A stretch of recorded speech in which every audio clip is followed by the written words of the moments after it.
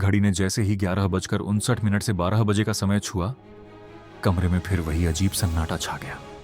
आरव इस बार तैयार था, लेकिन अंदर से डर अब भी जिंदा था।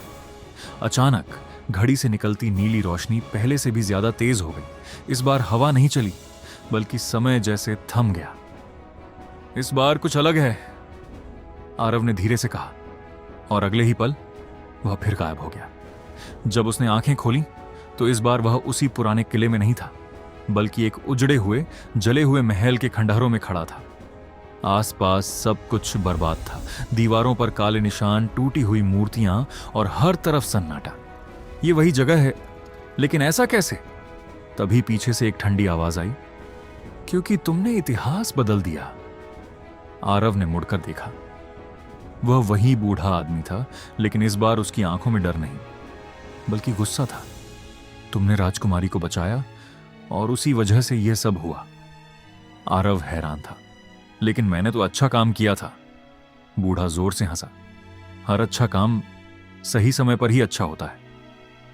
धीरे धीरे सच सामने आने लगा। राजकुमारी जिसे आरव ने बचाया था, वही आगे चलकर एक निर्दयी रानी बन गई थी, जिसने पूरे राज्य को तबाह कर दिया। और अब, बूढ़े ने कहा, तुम्हें अपनी गलती सुधारनी होगी। आरव के पैरों तले जमीन खिसक गई। मतलब, मुझे उसे बचाना नहीं चाहिए था? नहीं, बूढ़ा बोला, तुम्हें उसे रोकना होगा। तभी घड़ी फिर चमकी और आरव वापस उसी रात में पहुंच गया, जहां राजकुमारी कैद थी, जहां सब कुछ अभी शुरू ही हुआ था। इस बार सब कुछ पहले जैसा था। सिपाही, कैद खाना और वही मौका। लेकिन इस बार आरव का दिल कांप रहा था। क्या मैं सच में उसे मरने दूं?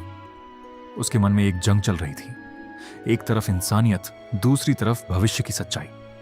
जैसे ही उसने कैद खाने का दरवाजा खोला, राजकुमारी ने उसे पहचान लिया। तुम फिर आ गए, उसने मुस्कुराते हुए कहा। आरव चौंक गया। तुम मुझे पहचानती हो? समय बदल सकता है, उसने धीमे से कहा, लेकिन कुछ यादें नहीं थीं। अब आरव पूरी तरह उलझ चुका था। क्या राजकुमारी सच में बुरी बनेगी, या यह सब किसी और का खेल है? तभी अचानक सिपाहियों ने हमला कर दिया।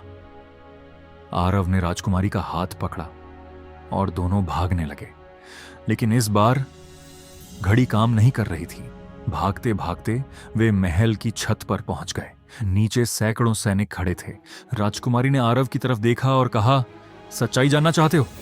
आरव ने हां में सिर हिलाया। तो इस बार भागना नहीं। अचानक राजकुमारी की आंखें नीली चमकने लगीं, ठीक उसी तरह जैसे घड़ी चमकती थी। आरव पीछे हट गया। तुम कौन हो? राजकुमारी मुस्कुराई। मैं ही वो वजह हूं जिसके कारण तुम समय में घूम रहे हो। घड़ी अचानक अपने आप चलने लगी और एक आवाज आई, असली खेल अब शुरू हुआ है।